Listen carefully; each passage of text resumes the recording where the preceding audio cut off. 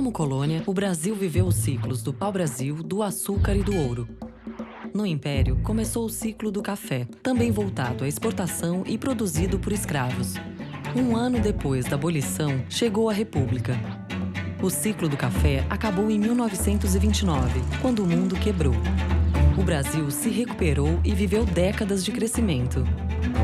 O sonho foi interrompido pelas duas crises do petróleo, a crise da dívida externa e a hiperinflação.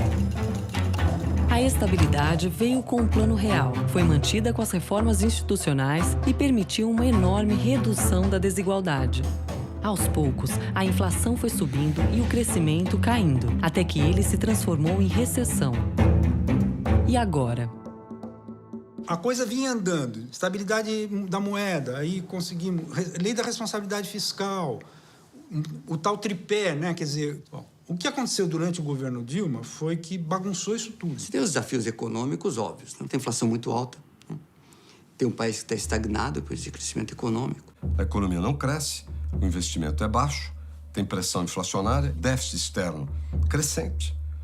Recessão, aumento do desemprego, queda de renda, incertezas, redução do investimento, queda do potencial de crescimento do país. A pressão inflacionária, né, que leva também a aumentar os juros. E não só a inflação está muito alta, como ninguém acha que ela vai se reduzir.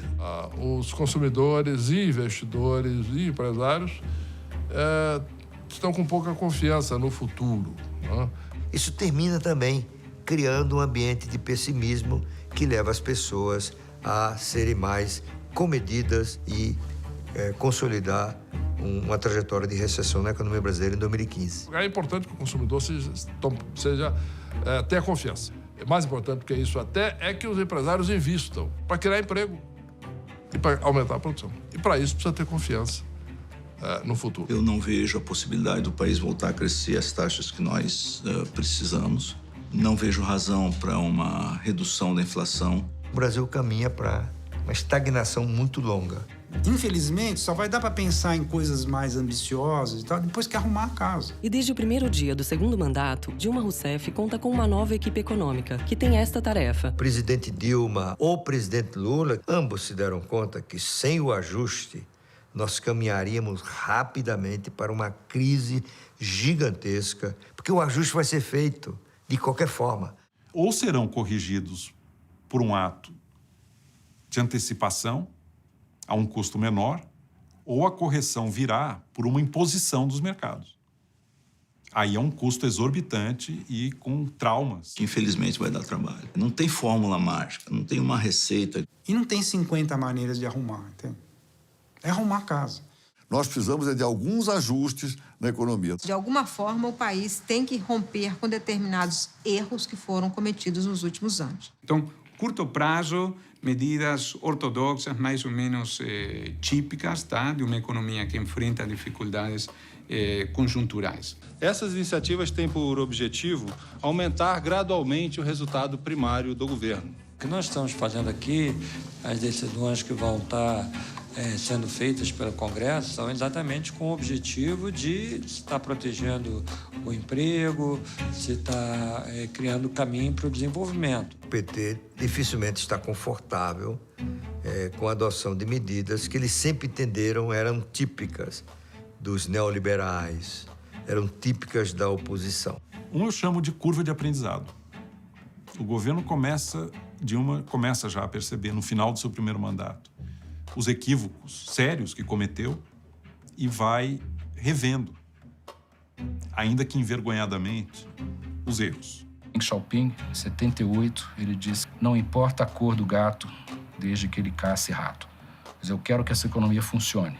Claro que pode ter um efeito inesperado, uma demissão do ministro da Fazenda, um agravamento da crise mundial, mas se o imponderável da Silva, como se diz, não acontecer, eu acho que a trajetória é essa. E, infelizmente, a bagunça foi tanta que vai precisar 2, 3 anos para voltar à situação que a gente estava em 2009. E aí poder pensar para frente. Podemos ver uma economia ainda crescendo um pouco, ou podemos já Vê a economia num processo de aceleração de crescimento. Provavelmente, em 2016, já cresce um pouquinho acima de 1% e até 2018 pode estar chegando perto de 2%. O Brasil pode optar por um modelo que gere mais ou menos crescimento, mas eu não vejo nenhuma razão para um governo se meter em atrapalhadas que nos tragam, né, o caos macroeconômico. Os presidentes vão mudar, os partidos vão se alternar no poder, como é próprio da democracia, e o navio vai seguir adiante. Dificilmente será um colapso. O Brasil não vai ser uma nova Argentina, uma nova Venezuela, uma nova Rússia. Porque as instituições estão mais sólidas. As instituições são a regra do jogo.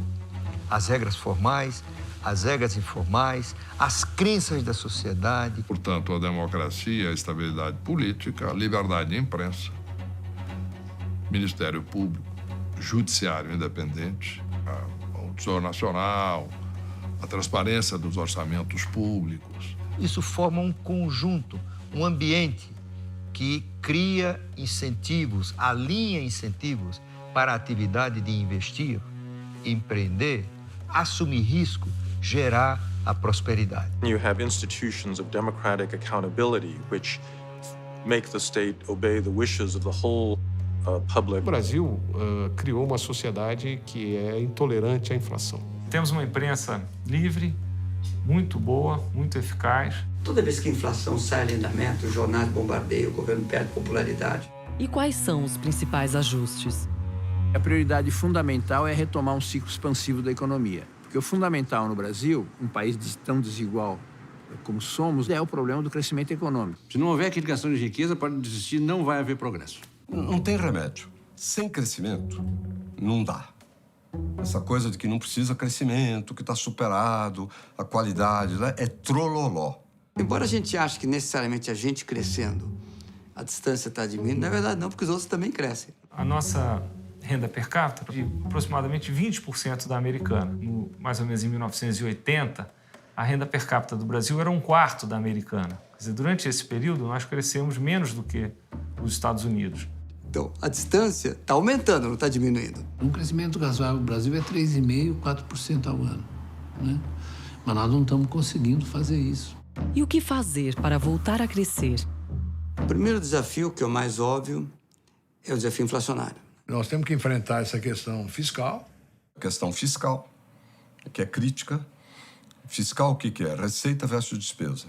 Nós precisamos reforçar a responsabilidade fiscal para que o superávit primário, sem qualquer contabilidade criativa, seja de alguma coisa entre 2% e 3% do PIB. Reconstruir a confiança entre o governo e o setor empresarial vai ser uma das mais urgentes tarefas. Como a gente sabe, o investimento é um dos 3 componentes fundamentais do processo de crescimento. Chegamos a investir perto de 20% do PIB. Estamos caminhando para 16%, 17%. Então, como fazer para crescer? Aquilo que nós conquistamos com esse pacto entre uma economia próspera e a distribuição de recursos para a população, ele está se inviabilizando. Por quê? Porque nós temos dificuldades crescentes para poder competir. E a palavra certa para o sucesso nos próximos 20 anos vai ser competição. A economia brasileira está perdendo competitividade a uma taxa muito rápida. Porque se nós não pudermos ter competitividade, não vamos ter condições de vender para o exterior. Então, o que precisaria ser feito? Restaurar as condições de competitividade da economia. Fazer o que fazem todas as economias já mais amadurecidas. Isto é, aumentar a produtividade. Produtividade é a chave do desenvolvimento. E o desenvolvimento é a chave da ampliação do bem-estar. A obsessão com o aumento da produtividade terá que estar para o governo, como a inclusão social esteve para o governo Lula e como a estabilização esteve para o governo Fernando Henrique. Como diz um prêmio Nobel de Economia, Paul Krugman, a produtividade não é tudo na economia, mas é quase tudo.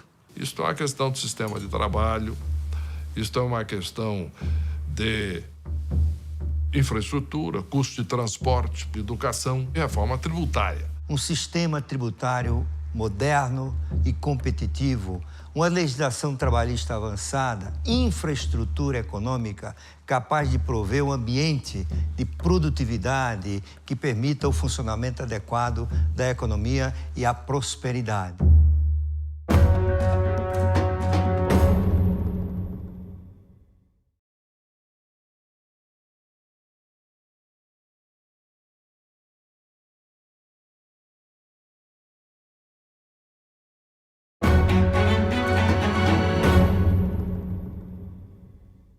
Por onde começar a transformação no Brasil? Produtividade depende basicamente de investimento em capital humano. Vou usar a palavra mais ampla: educação, treinamento, qualificação, etc. O que falta hoje é investir mais e educar melhor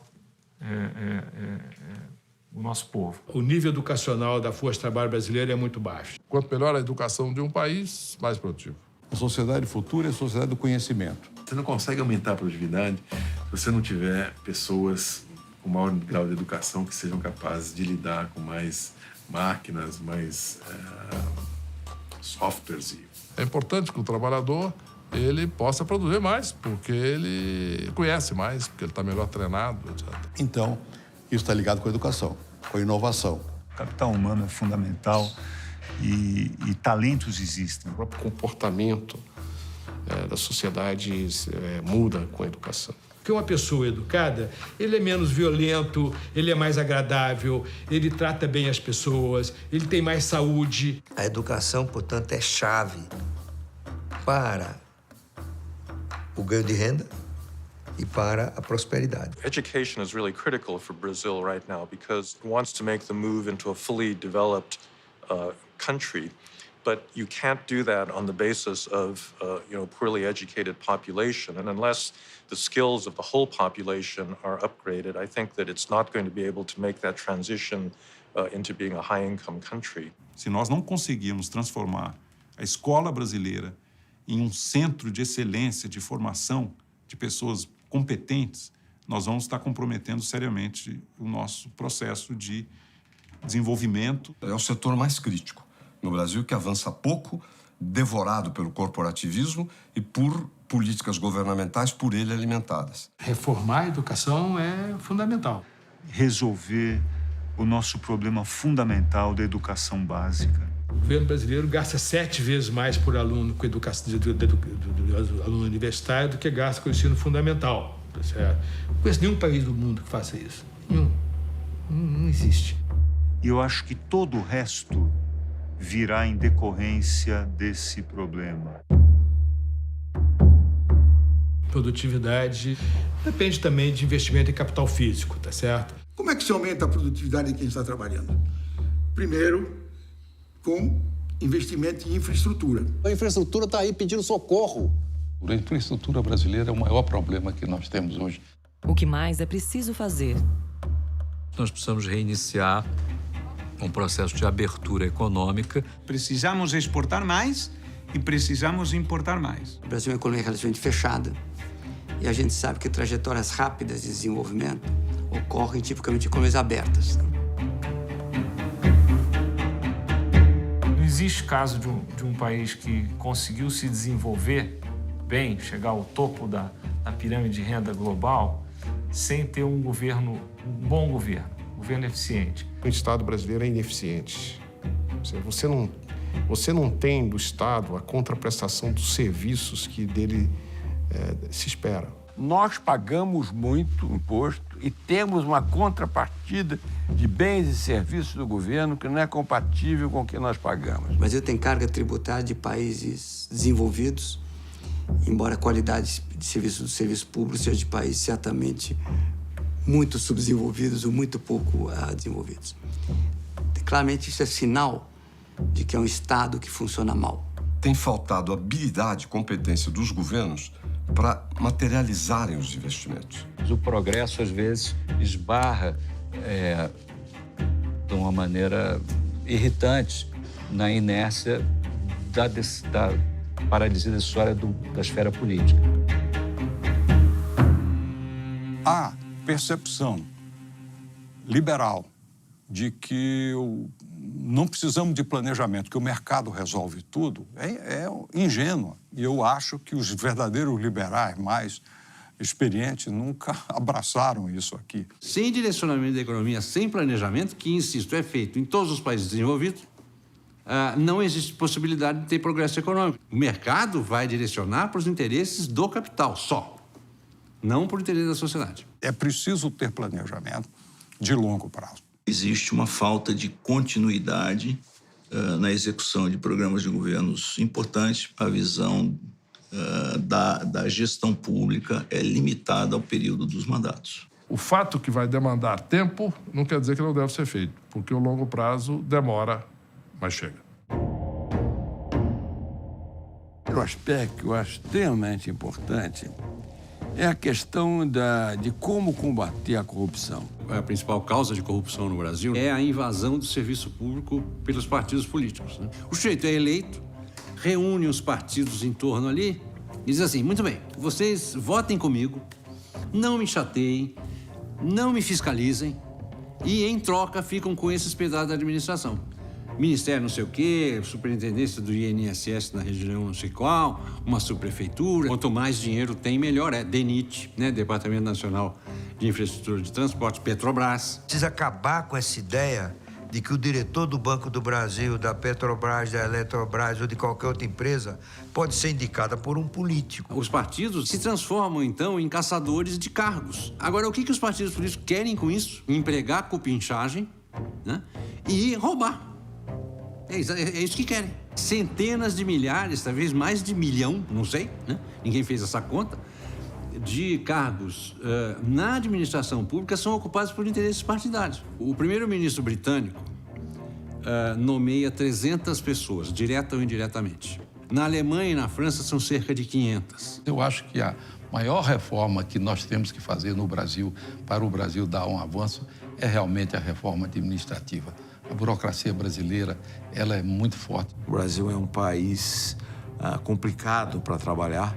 A burocracia é enorme, as leis são complicadas. Nós temos que tirar da lata do lixo, tirar do arquivo morto, a questão de desburocratização, desregulamentação desse país. O Brasil tem necessidade de várias reformas, né, que não foram feitas. A quantidade de reformas que nós precisamos é muito grande. Eu acho que nós temos ainda pela frente reformas muito grandes. Quer dizer, temos alguns empecilhos muito grandes. Nós precisamos de uma reforma política, nós precisamos de uma reforma tributária, nós precisamos de uma reforma previdenciária. Não é uma grande reforma, é um grande trabalho. Não há uma reforma que se possa aprovar numa tarde em Brasília e resolver os nossos problemas. Claramente, nós precisamos modernizar a nossa legislação trabalhista. É preciso ter uma atualização da legislação trabalhista que favoreça o contrato entre as partes. A rigidez do sistema de mercado de trabalho nosso é muito grande. As leis trabalhistas brasileiras são antigas, são velhas. Reformas que permitam maior flexibilidade do mercado de trabalho, etc. Mantendo o respeito aos direitos dos trabalhadores. Reforma da Previdência, isso tem que ser feito. A população nossa está envelhecendo. Na medida que o brasileiro está vivendo mais e o número de pessoas idosas está aumentando, o número das pessoas que financiam as aposentadorias está diminuindo. O Brasil tem 7% da sua população com 65 anos ou mais.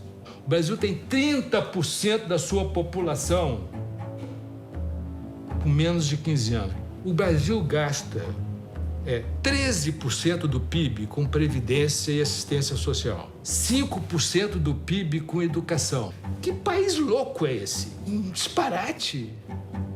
Você tem que fazer a reforma da Previdência. Eu começaria pela reforma política. Se diz sistema político, é mais, na verdade, sistema eleitoral. Quer dizer, financiamento público de campanhas. A reforma política é fundamental para que a democracia brasileira possa funcionar. Porque no Brasil, o parlamentar ele não está preso a um programa, a um ideário partidário. Os partidos não têm ideologia. As alianças são feitas com base nos minutos de televisão. É uma reforma muito difícil. Quem tem que fazer a reforma não será por ela beneficiado. Não tenha dúvida que, sob o ponto de vista econômico, a reforma mais relevante é a reforma tributária. Claramente, o Brasil precisa fazer alguma coisa com relação a tributos, a impostos, uma reforma tributária. A carga tributária é outro inferno no Brasil. Ela é muito alta. Arrecadar 36% do PIB é bom. Depende do que você faz com esse dinheiro. Se você arrecadar para nomear mais funcionário público, não vai melhorar muito as coisas, né? Bom, e está muito pesada para a produção. Eu acho que nós temos que reduzir a carga tributária. Não vai dar para dizer, então vamos abaixar imposto, fazer isso, fazer aquilo e tal, senão você aumenta o déficit. A simplificação tributária também seria muito importante. O nosso sistema tributário é de extrema complexidade. Tem que fazer uma adaptação na legislação tributária para reduzir a carga e simplificar o sistema. Uma reforma essencial para o futuro do Brasil, que não é apontada normalmente, é a reforma dos mecanismos de financiamento. Persistir que o BNDES seja a única âncora financeira não é bom. E com tudo isso, o Brasil será rico? A definição clássica e mais objetiva de um país rico é aquele país que tem um nível de renda média elevada. É um país com renda per capita muito alta. Tem uma renda per capita 2 vezes, pelo menos, a do Brasil, e 4, que é o que os países desenvolvidos têm hoje. É um país que o nível de renda das pessoas é autossuficiente para eles poderem atender às suas demandas por bens de consumo. País rico não é apenas aquele que tem renda per capita alta.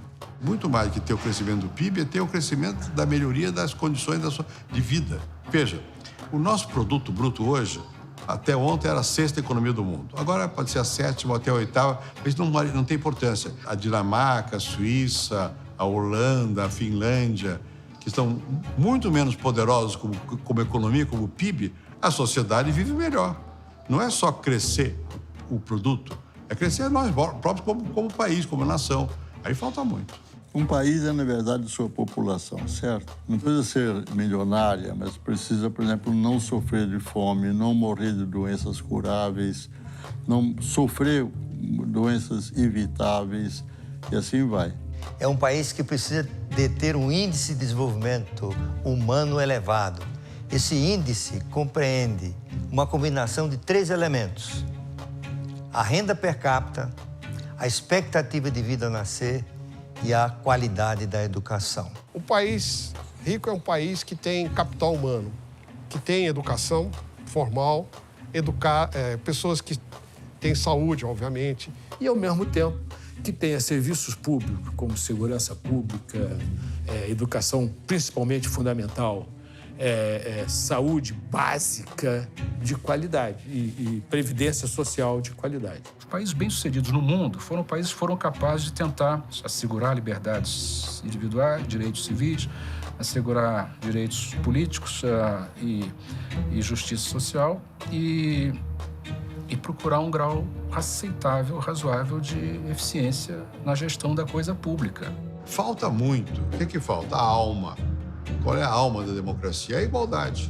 Eu acho que o critério da igualdade é um critério socialmente mais correto. Nível adequado de renda per capita associado a um bom nível de distribuição de renda. Países ricos têm tipicamente uma distribuição de renda razoável, um país onde todos têm oportunidades, onde você tem um bom sistema de aposentadoria. Onde o cidadão possa fazer o que ele deseja e ser o que ele deseja. E tem a ver com o meio ambiente, com a proteção do meio ambiente, de sustentabilidade, com o grau de violência. Valores, né? A democracia com acesso à educação de melhor qualidade. Já tem acesso à saúde, mas a qualidade. A gente tem que ter uma renovada busca por mais crescimento, maior eficiência, menor desigualdade, mais equidade. O que o brasileiro quer é o caminho do meio. Ele quer crescimento, quer redução de desigualdade. O Brasil devia identificar quais são os seus valores e o que realmente nos permite uma vida melhor. Não apenas na dimensão econômica, que é parte da vida, mas não é tudo, mas na dimensão da sociabilidade, da criatividade e da expressão daquilo que nós entendemos que é bom e belo e que vale a pena na vida.